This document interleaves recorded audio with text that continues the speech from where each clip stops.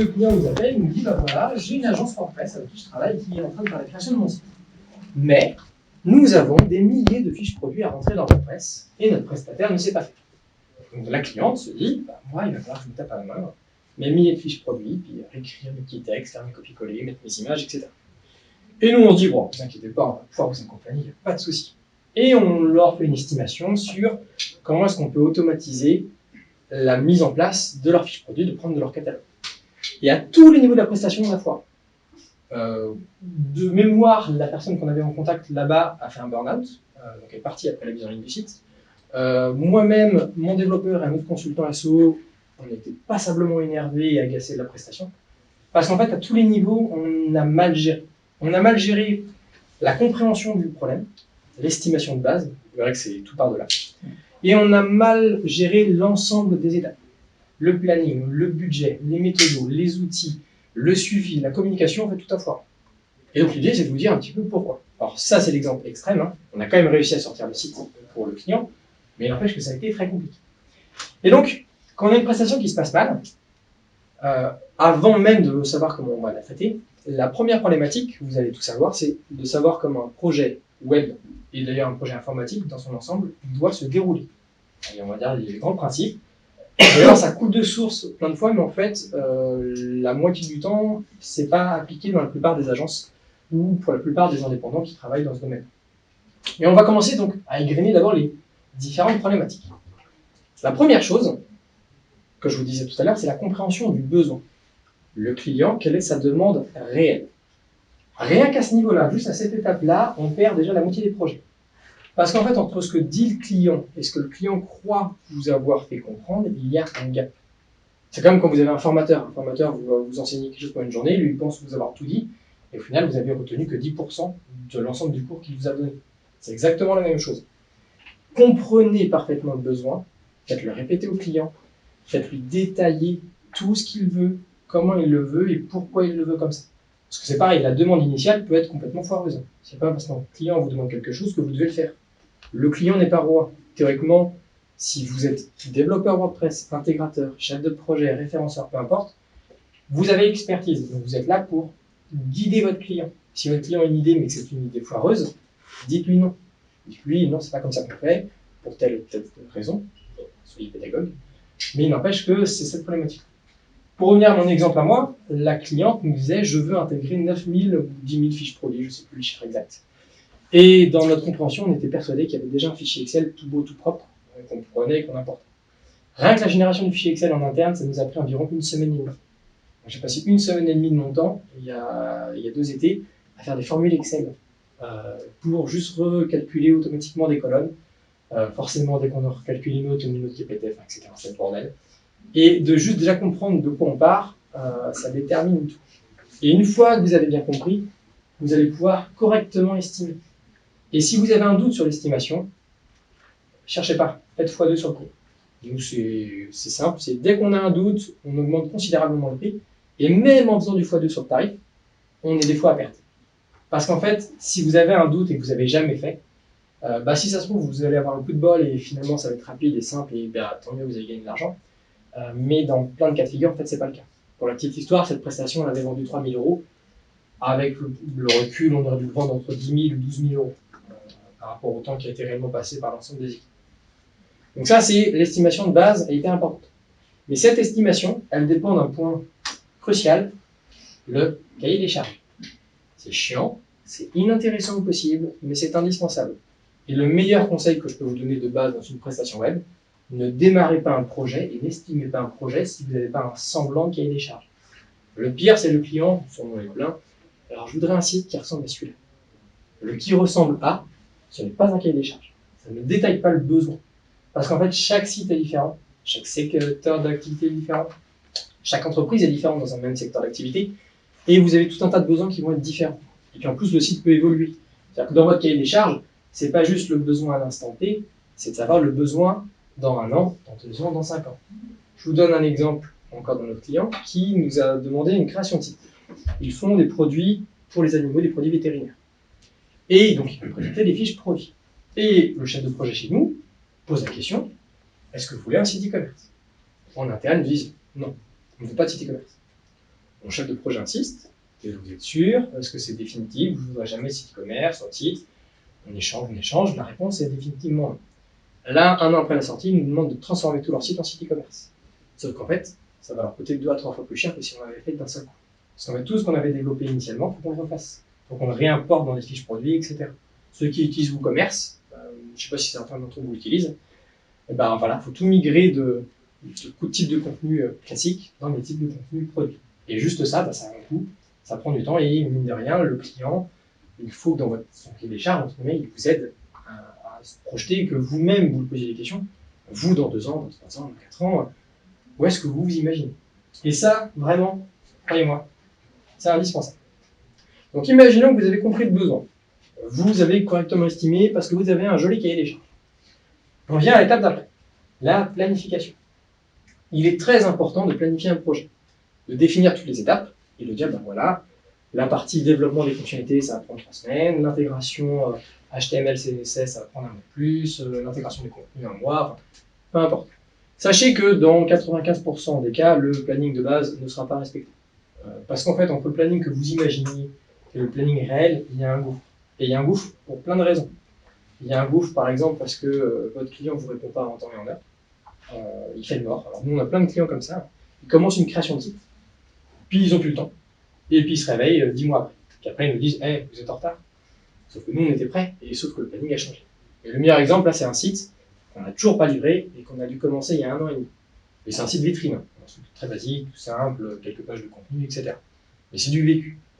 Donc essayez quand même de planifier au maximum, de définir les rôles de chacun et de définir un échéancier. Et même avec cette planification, vous allez devoir faire très attention à celle-ci dans le détail de ce que ça implique. Et quand je dis le détail, c'est pas juste j'ai fait un planning, je l'ai envoyé au client, puis après c'est bon, je le mets sous le tapis, puis on verra bien ce qui se passe. Ce planning, la personne qui est responsable du projet, alors si vous êtes indépendant, c'est vous, si vous êtes une équipe, c'est le chef de projet, mais c'est de le suivre. Vous collez au cul du planning. Et dès que vous voyez qu'un élément dépasse, vous devez alerter. Vous alertez vos équipes, vous alertez les clients, vous alertez les partenaires, peu importe avec qui vous travaillez, mais si vous ne faites pas ce travail, ça se retournera quasiment systématiquement contre vous. Et nous, par expérience, je donne un exemple, on dit au client, voilà, nous on vous livre le serveur de développement. Vous allez pouvoir commencer à rentrer vos contenus définitifs avant la mise en ligne. On leur dit, voilà, vous avez 2 semaines. Le client n'a pas de souci. Puis au bout de 3 semaines, 4 semaines, il ne se passe toujours rien. Et si vous ne suivez pas et vous n'alertez pas, c'est là où ça va être compliqué. Et c'est encore pire quand vous avez plusieurs projets en même temps. Donc nous, par exemple, nos développeurs et nos intégrateurs, ils bossent rarement sur un seul projet, ils n'ont que ça pendant 2-3 semaines. Ils vont passer d'un projet à l'autre. Et si vous ne suivez pas le projet, en fait, un projet qui prend du retard, tous les autres prennent du retard, et après c'est un bordel infini, parce que vous êtes constamment à essayer de rattraper en fait le retard que vous avez accumulé. Et malheureusement, vous recevrez ce genre de mail. Là, vous imaginez, on est mi-décembre à peu près, on a un petit mail comme ça du client qui nous dit, en gros, merci pour ce récapitulatif. Le client répond à un chef de projet. Et nous amènerai le sujet car il nous faut impérativement arriver à lancer une première version du site fin janvier, début février au plus tard. Sachant que le même client veut lancer la version de son site parce qu'il bosse en simultané sur 2 autres sites en même temps. Donc autant vous dire que nous n'avons pas lancé le projet en janvier ni en février. Parce que les clients vont constamment essayer de vous imposer leur tempo. Et ils vont vous dire, moi mon site il sort à cette date. Alors certes, le client est roi, mais c'est à vous de lui dire non. Si vous commencez, si dans votre tête vous savez que vous ne pourrez pas tenir le délai, et que vous commencez à lui dire oui, c'est mort, enfin, vous allez vous faire grignoter au fur et à mesure de la prestation, et au final, le client il a eu ce qu'il voulait, il aura quand même été frustré parce que les échanges auront été un peu houleux, vous aurez été en stress, et au final, en termes de rentabilité, vous ne serez pas toujours là convenablement. Là, par exemple, on avait fait l'erreur, maintenant on ne le ferait plus, on avait externalisé une partie de l'intégration. Parce qu'en fait, on ne s'en sortait plus, donc on a fait appel à un intégrateur externe qui nous a envoyé ses fichiers HTML, CSS, pour qu'on les réintègre dans un thème WordPress, parce que le délai imposé par le client était intenable. Et ce qui m'amène au point 3 bis, vous replanifiez. Et votre planning, vous le changez constamment, vous l'améliorez, vous le modifiez, vous le réadaptez, et surtout, vous prévenez tout le monde, et vous mettez des alertes. Dire, voilà, on n'a pas tenu les délais, voici le nouveau planning, pour telle raison, j'ai besoin, vous dites au client, de ça, vos autres prestataires et partenaires également. Grosso modo, il faut vraiment que vous ayez une communication qui soit hyper transparente. Et justement, S'il y a un point de tout le meetup à retenir, c'est celui-ci. La plupart des projets partent en vrille parce que vous ne savez pas discuter. La clé d'un projet web et d'un projet WordPress, c'est de communiquer. Dès que quelque chose ne va pas, dès que quelque chose prend du retard, dès que quelque chose n'est pas clair, communiquer, parler, échanger, poser des questions, c'est hyper important. L'exemple typique, vous avez par exemple dans pas mal d'agences, la nôtre, on a quelqu'un qui est responsable commercial. C'est lui qui est en relation avec les clients à la base, qui fait l'estimation, qui reprend les attentes, le cahier des charges et qui fait une estimation. Déjà, cette personne-là va comprendre le besoin d'une certaine façon. Il va le retranscrire dans un devis. Ce devis va être signé par le client. Et ce devis, après, on le renvoie à un développeur ou à un intégrateur, qui lui-même pourra le recomprendre encore différemment. Et ce qui fait que vous vous retrouvez avec des projets où tout d'un coup, vous avez commencé à développer quelque chose, et après, il y en a un qui fait « Ah ouais, mais en fait, c'était pas du tout ça. En fait, ça fait 3 jours que tu bosses dessus, puis ça sert à rien. En fait. On va acheter ce que tu as fait, puis on recommence. » Et vous avez pris 3 jours de retard dans le projet, et vous avez perdu 3 jours de chiffre d'affaires. Et cette communication, elle peut prendre plein d'aspects différents, et par expérience, tous les clients sont différents. Il y a des clients qui marchent beaucoup par mail, d'autres par Skype, d'autres par téléphone, d'autres pour lesquels il faut des rendez-vous physiques. Chaque client est différent. Chaque personne dans votre équipe ou vous-même, vous êtes différent. Donc, je suis très à l'aise par téléphone, très à l'aise par mail. Il y a des gens qui détestent le téléphone, il y a des gens qui n'aiment pas écrire des mails. Trouvez le bon moyen de communiquer avec vos clients, vos partenaires. Et ce point, il faut communiquer, m'amène à un point très important. Garder des traces. Alors, c'est pas juste pour botter en touche en disant c'est pas de ma faute, hein. Mais c'est que des fois, vous alertez le client. Vous lui dites les délais sont dépassés. Vous lui dites ça c'est pas possible ou ça c'est pas dans le devis. Et il y a des clients en fait qui font, alors soit ils comprennent vraiment pas, soit ils font les sourds. Genre j'ai pas entendu, c'est pas grave, on va continuer puis de toute façon il livrera à la date à laquelle j'ai demandé mon site. Gardez toujours des traces. Alors c'est pas juste dès qu'on vous engueule pour dire hey regardez j'ai la trace, je l'ai dit, c'est bon. Mais c'est au moins si vraiment ça part mal, ce sera au moins une preuve de dire non mais vous avez prévenu. Et quand je dis garder les traces et communiquer avec le client, c'est faites-le plusieurs fois. L'exemple du site pas e-commerce qui maintenant devrait être e-commerce, j'ai le souvenir de mon chef de projet qui a envoyé plusieurs mails et j'ai entendu plusieurs fois le dire. Donc c'est pas juste une fois. On a répété la chose. En tant que formateur, on nous dit toujours ça. Il faut répéter plusieurs fois les choses pour que ça rentre dans le crâne. Dites-vous bien qu'avec un client, c'est exactement la même chose. Répétez, répétez, répétez. Et gardez tous vos échanges au maximum de côté. Et il y a encore d'autres problématiques dans un projet web et un projet WordPress. C'est le respect du budget. Vous avez signé un devis ou un contrat avec votre client qui stipule l'ensemble des tâches qui seront à mener à bien. Vous avez des clients sur lesquels, en fait, dans votre devis, il y a une formulation, donc il y a des charges, une formulation peut être ambiguë. Je vous donne un exemple typique. Un client qui me demande « J'ai besoin d'un système de coupons de réduction pour ma boutique e-commerce ». Je lui dis « C'est cool, mais je ne sais toujours pas ce que vous voulez. » Parce qu'en fait, un système de coupons de réduction, je peux mettre tout et n'importe quoi dedans. Je peux avoir un coupon par produit, un coupon par commande. Je peux dire que je veux en acheter un pour le prix de 3. Je peux faire des réductions dégressives en fonction du nombre de quantités. Je peux faire des réductions dégressives en fonction du type de client, un particulier, une entreprise. Enfin, je peux faire plein de choses en fait.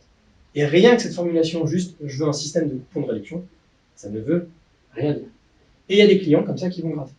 Et votre job, c'est pas de brusquer le client et de lui dire non, c'est de lui dire attention, ça c'est pas prévu dans le budget. Si vraiment vous voulez, je vais vous faire un devis supplémentaire. Parce que si vous commencez à le faire, à offrir des choses, c'est là où ça devient le bordel. Nous à l'agence, on a tendance à offrir des petites choses. Par exemple, je sais pas, on fait l'intégration d'un nouveau site, puis il a une toute petite fonctionnalité et nous on sait que ça va nous prendre 15 minutes. Le faire une fois, pas de souci. Dès qu'il commence à faire 2-3 fois des petites demandes comme ça, on dit non, là, par contre stop, toute nouvelle demande c'est devis supplémentaire parce que si on commence comme ça la prestation, tout au long de la prestation, pour chaque nouvelle fonctionnalité ou chaque nouvelle page, il va vous dire en fait je voudrais ça aussi, c'est possible, puis il y avait ça, j'avais pas pensé, et ainsi de suite. Et ce qui me ramène toujours à la phase 1, je comprends correctement le besoin et j'ai un cahier des charges à côté. Ça c'est hyper important. Et pour que tout se passe bien, il va falloir que vous utilisiez les bons outils. Alors moi je vais vous donner quelques exemples de l'agence, mais il n'y a pas, j'insiste bien dessus, il n'y a pas les bons outils, il y a vos bons outils à vous. Toutes les agences web que je connais n'utilisent pas les mêmes outils. Aucune. Parce que chacun a ses spécificités par rapport à votre activité, par rapport à vos besoins, par rapport aux besoins de vos clients, et à vous de trouver ce qui est le plus efficace. Parce que vous allez avoir les systèmes pour échanger avec le client, par chat, par mail, les systèmes de ticketing, les systèmes de recettage, les systèmes de suivi, de planning, tout ce que vous voulez. Là, je vous mets quelques exemples. Nous, par exemple, à l'agence, on utilise beaucoup Teamwork, qui est à la fois notre chat interne et à la fois notre système de gestion de tâches. On utilise beaucoup aussi Mantis maintenant pour tout le système de ticketing, c'est-à-dire le recettage, quelqu'un qui va à la fin vérifier que tout fonctionne bien, il faut des tickets pour que le développeur, l'intégrateur, le chef de projet puisse corriger avant la mise en production, ou le client aussi. Vous pouvez utiliser Slack pour échanger, vous avez Jira, vous avez Trello, vous avez Asana, et il y en a plein d'autres. Mais l'idée, c'est de trouver vos bons outils, et surtout d'avoir un système qui soit fluide. Les mails, en général, c'est le bordel. C'est le meilleur moyen de perdre des informations en cours de route. Nous, on aime bien justement avoir le mail pour plutôt faire des comptes rendus aux clients de manière un peu globale. Mais dès qu'on a besoin d'aller dans le détail, on va avoir des fichiers partagés par exemple sur Drive, on va avoir des systèmes de tickets sur Mantis, on va avoir toute une série comme ça d'outils qu'on va mettre en place, et vous pouvez aussi développer vos propres outils en interne. L'idée, c'est de trouver vos outils, et surtout sur le marché, il en existe plein pour tout. La gestion de planning, la gestion de comptable, ce qu'on fait, etc. Il y en a plein, mais je ne peux pas vous dire quel est le meilleur outil pour vous, mais gardez en tête que vous devez avoir un moyen de suivre l'évolution d'un projet, son planning, la gestion des tâches par rapport aux différentes personnes, et surtout la gestion aussi de tickets. Si je crée un site WordPress, il faut absolument que je puisse faire un recettage en bonne et due forme. Donc je pars du principe que vous avez ça. Autre conseil aussi de manière générique, c'est des choses toujours très bêtes, c'est le versionnement. Alors le versionnement, quand on est un développeur, on sait ce que c'est. On versionne ses fichiers. Je commence à développer le site de mon client et je versionne tous les fichiers. Le truc que les gens ne versionnent pas, ou pas assez, c'est la base de données du site sur lequel on est en train de travailler. Pourquoi ? Parce qu'en fait, quand je code, quand je développe une fonctionnalité, quand je crée un site WordPress sur mesure, moi, mes fichiers, au fur et à mesure que je les modifie, je les versionne, comme ça je peux revenir en arrière, et puis j'ai l'historique et je ne perds pas mon travail. Et dès lors que vous donnez le site au client, sur la pré-production ou le serveur de développement pour qu'il puisse rentrer ses contenus, qu'il puisse tester, lui, il va bidouiller. Il va commencer à écrire, il va rédiger, puis il va automatiser. Mais ce serveur-là, il faut aussi faire une sauvegarde. Parce que vous n'imaginez pas le nombre de fois où nous, dans le passé, alors maintenant on fait un peu plus attention, où les clients ont craché leur propre contenu. Et puis là, ils nous appellent en disant, voilà, une semaine que je rédige les nouveaux contenus du site, et puis le site, pouf, j'ai appuyé sur le mauvais bouton et j'ai supprimé tous les contenus. Et si vous ne pensez pas à ça, je vous assure que vous allez avoir beaucoup de frustration, et nous, on s'est retrouvés comme ça avec des échanges où on devait récupérer de vieilles bases de données qui traînaient pour essayer de récupérer les contenus, enfin, la croix et la bannière. Pensez bien à versionner tout ce que vous faites. Et bien entendu, point numéro 9, tester. Tester.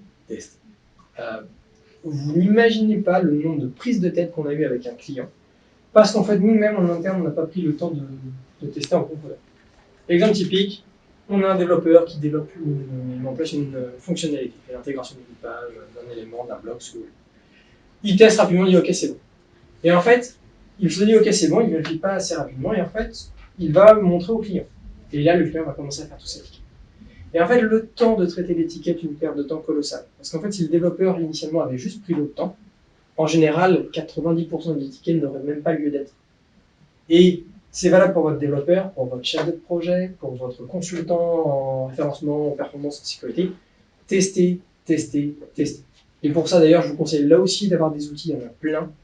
Nous, par exemple, pour la création de sites, on aime beaucoup BrowserStack, qui nous permet, en tout cas, pour faire le recettage dans de multiples résolutions sur de multiples navigateurs, qui est très utile. Mais cette étape-là, vaut mieux perdre une journée à recetter ce que vous venez de faire, plutôt que de l'envoyer au client, parce qu'en l'envoyant au client, vous allez perdre 2 jours en fait, juste dans les échanges, juste dans le traitement des mails, parce que le client il doit faire le ticket, il peut attendre qu'il ait fait son recettage, puis vous devez prendre en compte le ticket, puis le corriger, puis reprévenir le client, qui va retester, et s'il a retrouvé un bug, vous recommencez, etc. Donc, tester. Et point suivant, la numérotation n'est pas correcte, travailler en équipe. Alors, j'aime pas. Je suis pas hyper fan du terme chef de projet. Parce que le terme chef de projet implique souvent, c'est lui qui gère la merde. Grosso modo, c'est lui qui gère le client, les échanges, et qui est l'intermédiaire entre le développeur et le client final. Ayez en tête que tout projet où vous êtes à plus de 2 à travailler dessus, enfin plus d'une personne plutôt. Vous êtes une équipe, vous n'êtes pas là pour vous tirer dans les pieds les uns les autres, vous êtes là pour vous entraider, et que le chef de projet doit aider son développeur, que le développeur doit aider son chef de projet, et que vous êtes là dans un seul et unique but, que vous répondiez aux besoins du client de manière fluide. Il n'y a pas un responsable. Si un projet merde, toute l'équipe est responsable, à des degrés divers, mais il n'y a pas une seule personne qui va prendre tous les taquets de la prestation qui est en cours. Et le chef de projet, sa grande responsabilité, c'est de correctement communiquer. Si vous êtes sur des projets un peu complexes, vous allez avoir un chef de projet, puis un intégrateur, un graphiste, un développeur, et puis un rédacteur de contenu, et puis plein d'autres gens autour. Et de lui dépend tout, parce que c'est de sa façon de communiquer l'information que va dépendre la réussite du projet. Mais c'est pas pour autant que c'est lui qui est responsable. Et donc déjà en interne, enfin, je connais pas mal d'agences sur Nantes ou ailleurs en France où c'est n'importe quoi en termes de gestion. On se tire dedans, c'est de sa faute, c'est pas moi, regarde ce qu'il a fait, etc. Dites-vous bien que vous êtes une équipe. Là où ça devient vraiment la merde, c'est dès que vous travaillez en externe.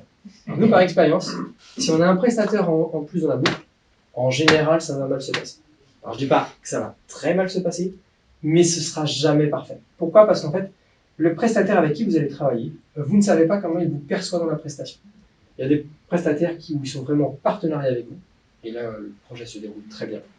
Et il y a des prestataires qui lui disent, putain, il fait chier, lui, il va nous emmerder à venir fourrer son nez dans notre travail. Ou alors, il vient nous piquer le client, donc je vais lui mettre des bâtons dans les roues, parce que j'ai pas envie de bosser avec lui. Et ça, c'est hyper compliqué. De même, vous avez des prestataires qui ont, je vais en parler tout à l'heure, qui ont de l'ego.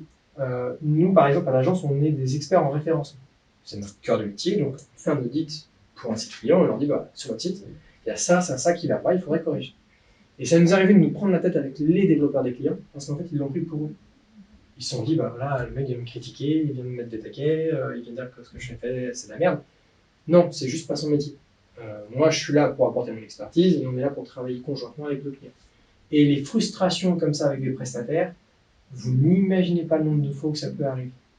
Et surtout, où, de par leur fonctionnement sur lequel ils ne communiquent pas suffisamment avec vous, ou de la manière dont ils vous perçoivent, ils peuvent faire n'importe quoi. Et ça m'amène à un conseil qui est assez drôle, et là c'est encore un petit extrait qui s'est passé donc hier, avec Valérie qui est ici, qui a développé chez nous, et qui avait en charge la migration d'un site WordPress, un truc classique, et puis on commence la migration et ça marche. Donc je viens aider, puis ça marche pas, puis l'autre développeur vient aider, et ça ne marche toujours pas. Et on échange, puis on teste, puis on n'y arrive pas, puis au bout d'une après-midi entière sur une migration de site, qui théoriquement aurait dû se passer en 15 minutes, top chrono, on arrive à comprendre qu'en fait le prestataire finalement voulait pas trop bosser avec nous et puis il nous avait pas expliqué, donc en fait il fallait qu'on devine qu'on rajoute ces lignes de code dans le fichier de configuration de WordPress pour que ça marche. Mais ça, il nous a pas passé l'info. On a perdu une demi-journée parce que le prestataire derrière ne voulait pas communiquer avec nous parce que ça faisait chier qu'on bosse sur le projet de son client. Et ça, c'est arrivé plein de fois. Ce qui me mène à un conseil hyper important, essayez de maîtriser l'hébergement. 90%, 95% des prestations sur lesquelles on a travaillé, sur lesquelles on n'avait pas la main sur l'hébergement, se sont mal passées. On a eu un cas un jour, c'était improbable, une mise en production, c'est toutes les URL du site en 404, que des pages d'erreur. Puis on cherche, on regarde, est-ce qu'on a mal migré, est-ce qu'on a une fonction qui pète, est-ce qu'on a oublié des fichiers, enfin, on cherche. Et en fait, c'est juste que l'hébergeur, il n'avait pas activé le module Apache pour réécrire les URL. Mais on n'avait pas accès à la configuration. Donc on a perdu une demi-journée avant de se rendre compte qu'en fait, l'hébergeur du client, il est un petit peu con. Il n'a pas activé les modules de base d'un serveur web classique. Donc maîtriser l'hébergement, c'est hyper important. Parce que de là découle aussi la fin de la prestation. Et retenez un truc qui est qui a beaucoup d'importance, c'est que le client, quand il va venir vous juger, c'est-à-dire que quand il va se dire est-ce que je continue à travailler avec vous, il va surtout retenir la fin de la prestation. Donc, même si des choses se sont mal passées au cours de la prestation, si vous avez trouvé les solutions, si vous avez été pédagogue, si vous avez communiqué, au final, le client sera satisfait. Mais si à la fin, de la dernière partie, tout part en cacahuète, le client va vous dire voilà, c'est les roquignoles, je vais pas y retourner, plus jamais je bosse avec lui. Mais tous ces principes-là que je vous ai donnés, c'est les principes de base. Qu'est-ce qui se passe et qu'est-ce qu'on fait quand vous avez une embrouille avec le client et que le projet se passe mal, sur tous les niveaux dont on vient de parler, peu importe lequel? Qu'est-ce que je dois faire? Quelles sont les étapes que je dois mettre en place et surtout quels sont les grands principes à appliquer? Alors, je vais vous donner plein d'exemples de mails qu'on a reçus de clients, des mails qu'on aime beaucoup recevoir parce que ça fait toujours plaisir à lire. Donc là, c'est une cliente pour un audit en référencement naturel, donc sur WordPress. Vous êtes conscient du cycle de travail fourni et vous n'avez pu opérer l'ensemble des tâches que vous souhaitez facturer. S'il vous faut 3 jours et X heures de téléphone pour réaliser une tâche simple comme une analyse de mots-clés, blablabla, blablabla, vous êtes des incapables, blablabla, blablabla, remboursez-moi, etc., etc. Imaginez bien, vous venez de voir, envoyer votre audit de référence naturelle, vous êtes content de vous, puis 1 à 2 heures après, vous recevez ça. Qu'est-ce que vous devez faire? Alors, la première chose, ça peut paraître très bête parce que les gens ne font pas assez, c'est essayer de comprendre le client. Mettez-vous à sa place, essayez de vous mettre dans sa posture et dire pourquoi mon client, tout d'un coup, est venu nous mettre un paquet comme ça dans la tête. Reprenez tous vos échanges, reprenez le travail que vous avez fait et vous vous posez et dire voilà, qu'est-ce qui a merdé, qu'est-ce qu'on n'a pas compris, qu'est-ce qu'on a mal fait. En l'occurrence, c'est un de mes collègues avec un audit de référencement. Le premier réflexe, c'est on va regarder ensemble l'audit que tu as fait, et on va voir pourquoi la cliente est mécontente. Sachez, il y a un truc très important, l'erreur humaine. Aucun développeur, aucun consultant, aucun intégrateur fait du travail parfait tout le temps. Il y aura des fois des travaux qui ne seront pas bien aboutis, qui ne vont pas correspondre parfaitement aux besoins, qui vont bugger un petit peu, ça, c'est normal. Donc là, on a repris, puis on a essayé de se dire, voilà, pourquoi ça a planté. Et pour la petite histoire, là, c'est un cas un peu, on va dire, extrême, parce que c'est un des rares clients sur lequel on a lâché l'affaire. Parce qu'en fait, c'est une cliente qui ne comprenait strictement rien au web, et qui mélangeait tout, et qui forcément on ne lui apportait pas ce qu'elle voulait, parce qu'elle attendait quelque chose qui ne correspondait pas à la prestation qu'elle a signée. Pour ceux que ça parle, elle s'attendait dans l'audit de référencement à ce qu'on parle d'HTTP2, ce qui n'a strictement rien à voir avec du référencement naturel. On avait un mail long comme le bras de tout ce qui n'allait pas. Mais là, la problématique de base, c'était que dans l'estimation du besoin, le point numéro 1 dont je vous ai parlé, qu'est-ce qu'elle attendait? C'était pas un audit de référencement, c'était un audit global de performance, de sécurité, de code, de tout ce que vous voulez, mais pas un audit SEO. Donc forcément, le livrable qu'on a envoyé n'était pas le bon. Même si le livrable en lui-même était bien. Mon collègue a très bien fait son travail. C'est un bon audit, classique, comme on l'a fait habituellement, pas de souci. Et ça, c'est hyper important, c'est de comprendre. Deuxième exemple, un client un matin. Alors, vous noterez son français parfait à ce client d'ailleurs au passage. Mon pire concurrent avec une page Google adresse dédiée à son entreprise, est-ce normal que je paye une équipe pour être avant-gardiste et que je suis toujours le dernier sur le banc? Je vous informe que je pense arrêter vos prestations au vu de la dégringolade des places. Merci de réagir et sans baratin. C'était il y a 2 ans, le client est toujours client. Il n'y a aucun souci, il est toujours en train de travailler avec nous. Bon, il ne paye pas toujours en temps et en heure, mais il bosse toujours avec nous. Et en fait, c'est des choses qui sont très importantes à comprendre, c'est que vous allez recevoir ça. Et il y a un truc qui est très important, c'est de trouver une solution. Donc, le client a dit, en gros, qu'il tapait son activité, dératiseur à Bruxelles, pour être exact, et que quand on tapait dératisation de Bruxelles, c'était pas lui qui apparaissait dans la fiche local business, c'était son concurrent. Et bien en fait, vous, votre but, au début, le plus important, c'est une fois que vous avez écouté, c'est de trouver la solution. C'est la seule chose qui compte. Si vous trouvez la solution, pas de problème.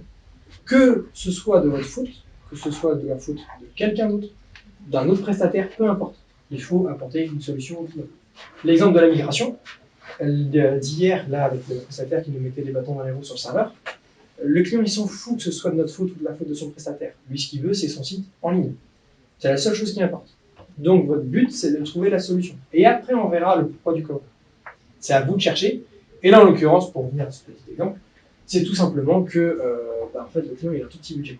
Le client, il on ne peut pas tout faire tout le temps et qu'on travaille plein d'autres choses en même temps et qu'à un moment donné, on ne peut pas tout faire tout le temps. Donc voilà, il faut l'expliquer. Il faut lui expliquer pourquoi son concurrent est là. Il faut lui expliquer pourquoi ce n'est pas une priorité parce qu'il y avait d'autres actions qui pouvaient lui apporter beaucoup plus de business à ce moment-là. Et au final, ça s'est très bien passé. Ou alors, c'est que lui-même ne comprend pas les choses. L'exemple ici, vous voyez, il nous dit, voilà, je perds des places dans Google, ça ne va pas, aidez-moi, vous faites un travail de merde, comment est-ce que c'est possible? En fait, c'est qu'il ne savait pas mesurer un positionnement. Et effectivement, il y a des mots-clés qui dégringolaient, mais c'est des mots-clés qui n'avaient aucun intérêt dans son activité. Donc un mot-clé qui n'a aucun intérêt, il disparaît de Google, on s'en fiche, de toute façon, ça ne lui apportait pas de clients. Le but du jeu, comme je vous dis, c'est d'essayer d'être là pour l'accompagner et trouver une solution. Et vient le point le plus compliqué, mettez votre ego de côté. Quand un client vous balance un gros taquet dans la gueule, ne le prenez pas personnellement.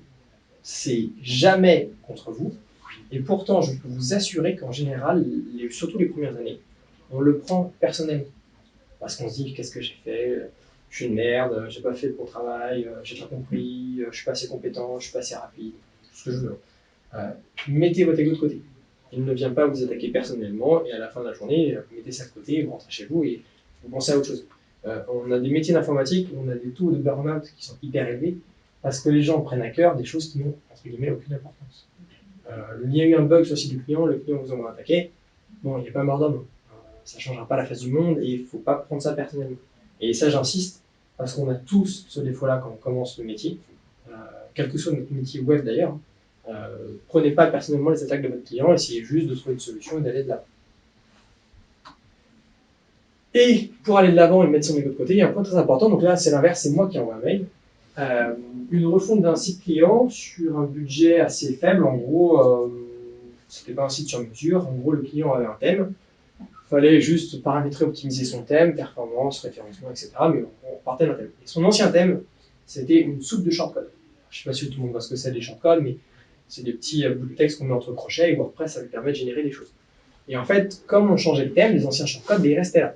Quand j'ouvrais un de ces contenus, c'est une soupe de code, et la première prestation du client, c'est de me dire je ne veux pas me retaper mes 400 articles à la main pour nettoyer mon code, est-ce que vous pouvez le nettoyer automatiquement?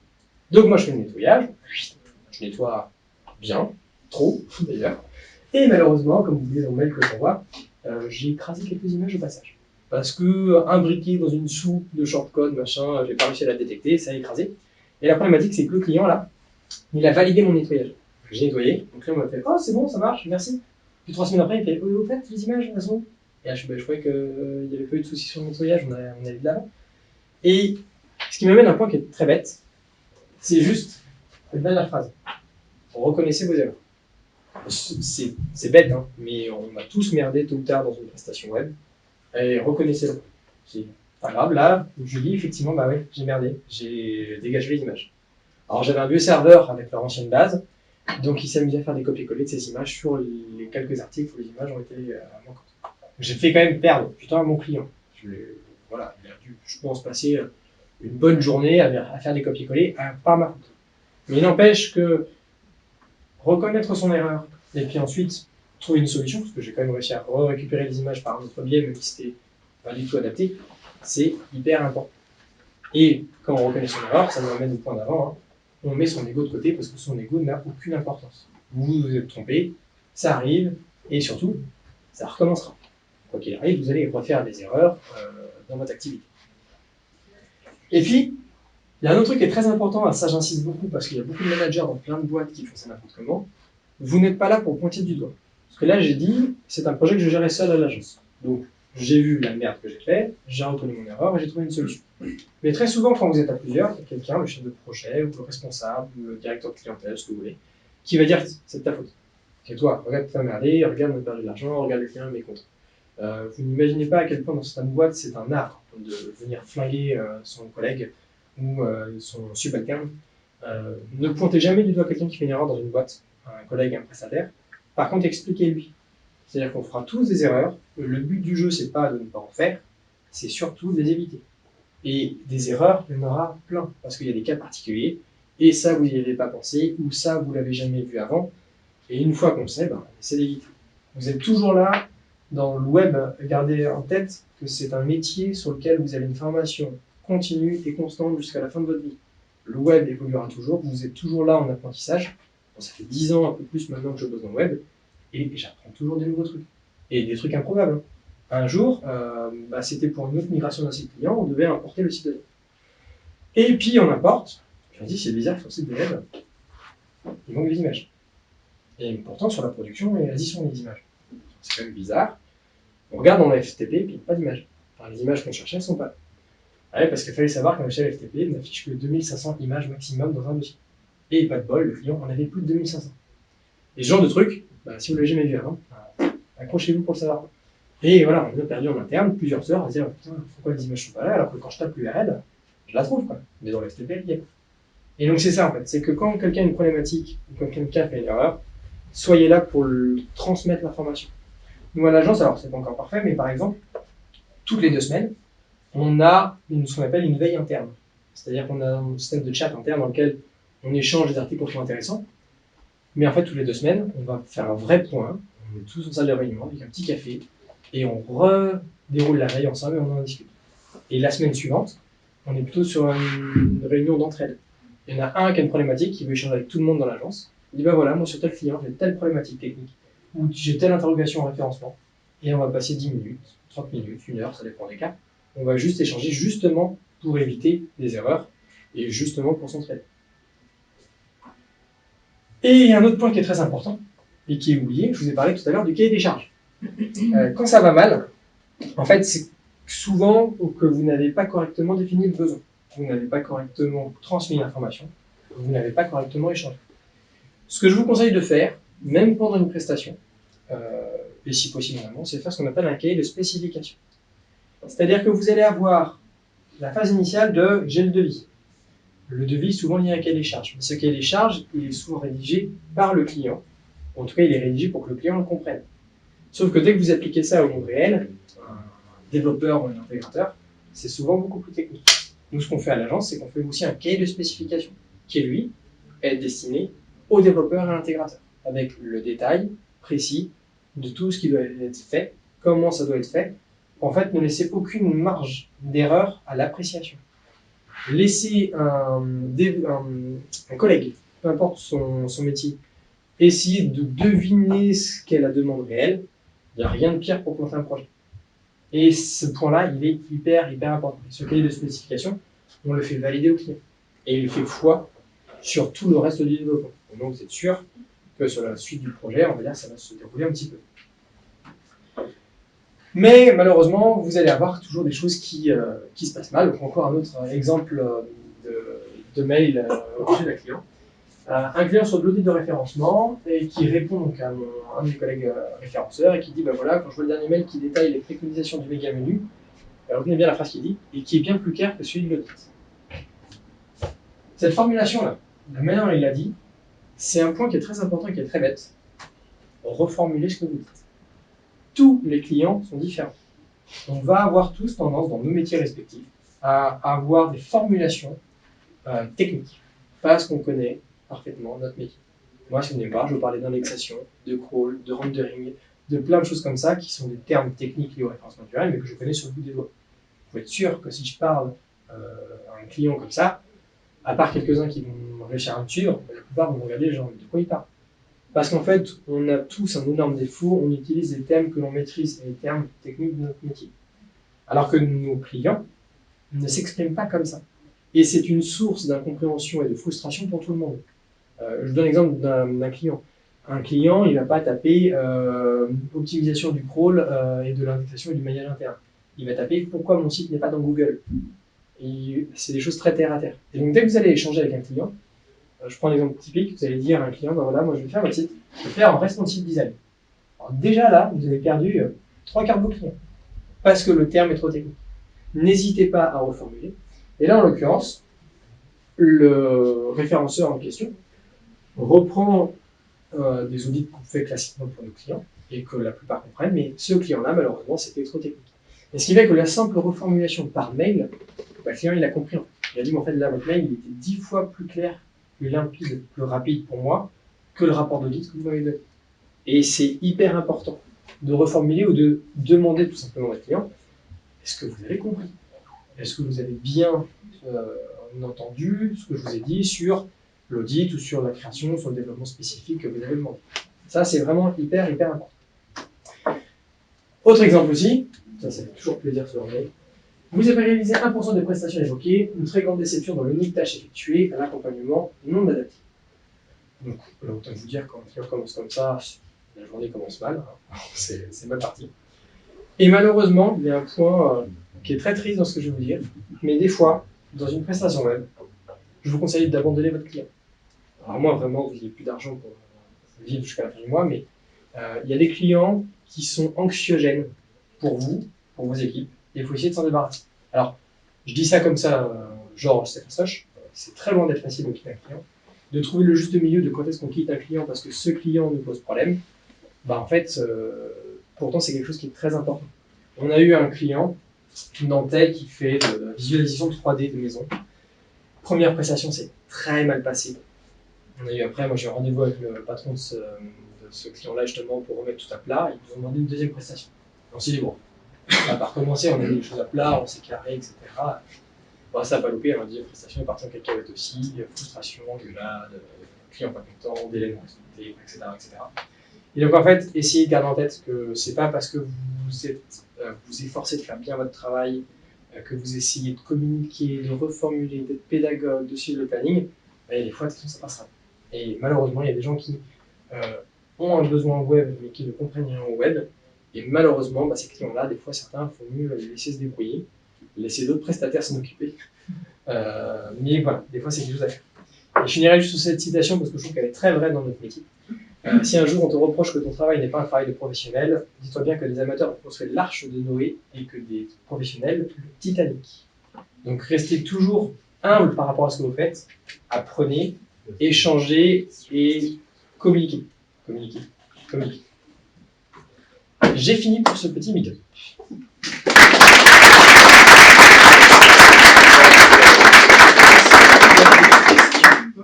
Des questions, des remarques. N'hésitez pas, je vois. Pas tant des questions, mais c'est vrai qu'il est toujours plus simple d'expliquer, même si c'est difficile. Ouais, c'est toujours plus simple d'expliquer, ce que tu évoquais tout à l'heure sur la notion de communiquer. Les gens sont toujours prêts à tout entendre à partir du moment où on leur explique. C'est ça. Et il faut surtout le faire tôt. Ouais, parce qu'en fait, j'ai eu l'expérience de projets qui duraient, et en fait, l'explication de ça va mal, on l'a fait trop tard.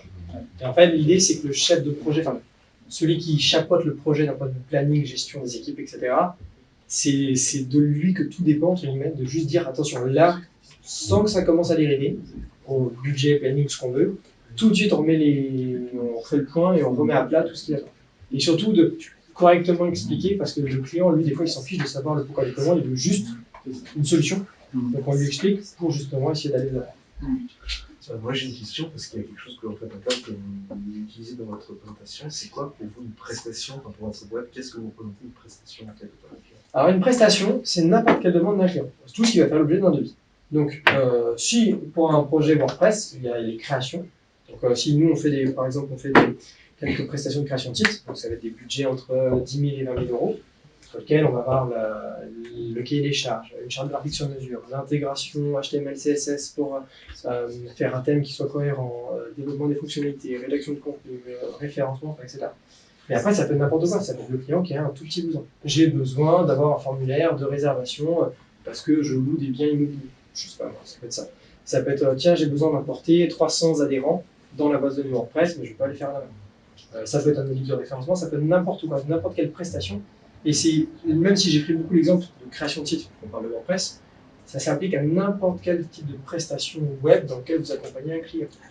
Mais dans n'importe quel secteur d'activité. Référencement payant, designing, ce que vous voulez. Dès que vous l'accompagnez, de se dire, voilà, poser les choses correctement. Je voulais savoir ce que vous appeliez un audit. Alors nous, les audits, la plupart de nos clients, notre cœur de métier, c'est le référencement. En gros, ils sont pas assez hauts dans Google. Et donc nous, en fait, on démarre par des audits. C'est-à-dire qu'en fait, on fait l'analyse de tous les critères de référencement naturel du client. Donc on va auditer le code, on va auditer la structure, on va auditer les contenus, on va auditer les mots-clés de son activité, on va auditer la popularité de son site, on va auditer ses concurrents. Donc ça fait des rapports, en général, c'est un bon pavé à lire assez sympa. Mais là encore, on sait que nous-mêmes, on doit s'améliorer. On met des gros rapports, et quelqu'un nous dit, ouais, vous êtes gentil, hein, j'ai 60 pages, il y a la moitié, c'est des termes techniques que je ne comprends pas. Donc il faut être capable non seulement de lui fournir ça, parce qu'il en aura besoin lui-même pour ses prestataires, mais aussi d'être capable de lui expliquer, de vive voix, par mail, par visio, de dire, bah, voilà, votre problème aujourd'hui en référencement, c'est ça, ça, ça. Oui. Durant votre conférence, vous parliez de développement web. Oui. Vis-à-vis de ce que vous avez dit, c'était un peu au final un projet avec un client en général et pas forcément web, j'aurais dit. Alors oui, parce qu'en fait, la gestion de projet, WordPress ou web, ça s'applique en fait n'importe quelle autre gestion de projet. Vous avez, je sais pas moi, vous faites construire votre maison, vous aurez les mêmes problématiques. La personne qui va gérer la construction de votre maison, quasiment 90% de ce que j'ai dit, ça va être les mêmes problématiques. Et en fait, ça s'applique effectivement à plein de secteurs d'activité. Là, l'idée dans le web, c'est surtout la spécificité qu'on va avoir c'est les termes techniques et surtout la multitude de critères techniques qui peuvent influer. L'exemple typique, je vous donne un exemple chez un client où on s'est pris la tête avant de trouver. On livre le site, le client teste, il dit c'est bien, ça marche, cool. Une semaine après, il nous dit sur mobile ça marche pas. Le menu ne marche pas. On teste, ça marche. On teste tous les téléphones de l'agence, ça marche. Et la client nous dit ouais, on a 2 téléphones dans toute la boîte qui ne marchent pas, mais les autres marchent. Et en fait, sur iPhone 5, sur le navigateur Safari, le menu marchait. Sur iPhone 4, ça marchait. Sur iPhone 6, ça marchait, mais pas sur iPhone 5. Ça, on l'a trouvé. Et c'est un point technique qui est déjà très compliqué à gérer pour un chef de projet, des développeurs, des intégrateurs. Mais alors, le faire comprendre à un client, c'est.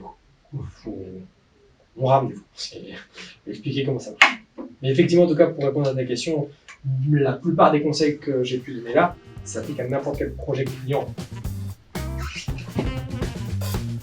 D'autres questions ?